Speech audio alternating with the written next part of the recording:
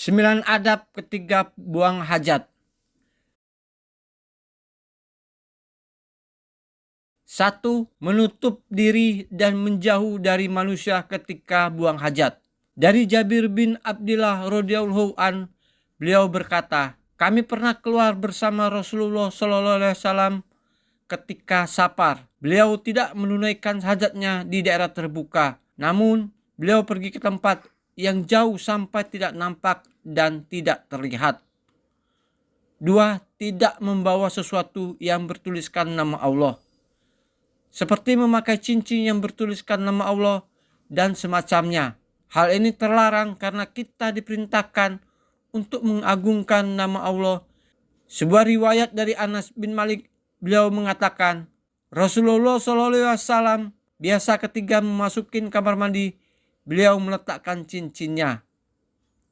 3. Membaca basmalah dan meminta perlindungan pada Allah sebelum masuk tempat buang hajat. Ini jika seseorang memasuki tempat buang hajat berupa bangunan, sedangkan ketika berada di tanah lapang, maka ia mengucapkannya di saat melucuti pakaiannya.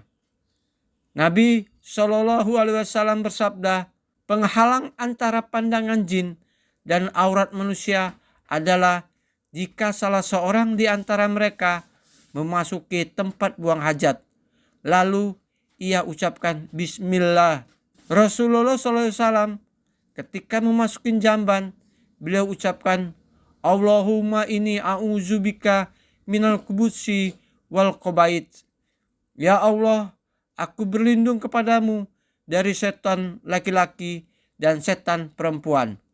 4.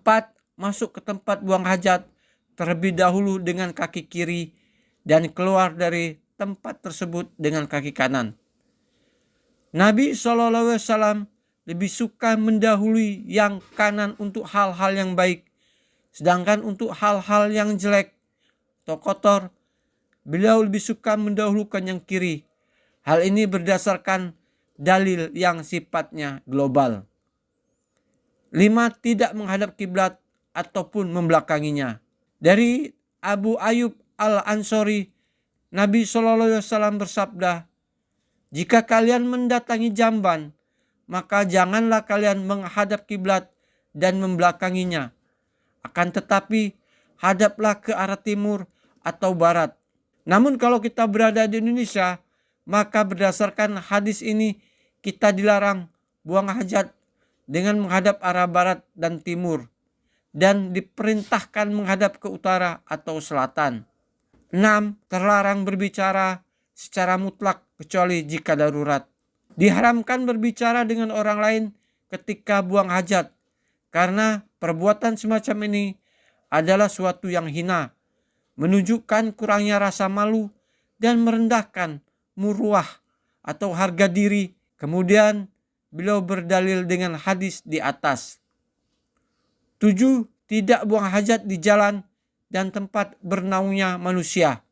Hadis dari Abu Hurairah, Nabi SAW bersabda, hati-hatilah dengan orang yang dilaknat oleh manusia. Para sahabat bertanya, siapakah itu orang yang dilaknat oleh manusia, wahai Rasulullah? Beliau bersabda, mereka adalah orang yang buang hajat di jalan dan tempat bernaungnya manusia. 8. Tidak buang hajat di air yang tergenang. Hadis dari Jabir bin Abdillah, beliau berkata, Rasulullah SAW melarang kencing di air tenang. Salah seorang ulama besar, Syafi'iyah Ar-Rafi'i, mengatakan larangan di sini berlaku untuk air tergenang yang sedikit maupun banyak, karena sama-sama dapat mencemari. 9. Memperhatikan adab ketika istinja, membersihkan sisa kotoran setelah buang hajat. Di antaranya sebagai berikut. 1. Tidak beristinja dan menyentuh kemaluan dengan tangan kanan. 2. Beristinja bisa dengan menggunakan air atau menggunakan minimal 3 batu. 3. Memerciki kemaluan dan celana dengan air setelah kencing untuk menghilangkan was-was.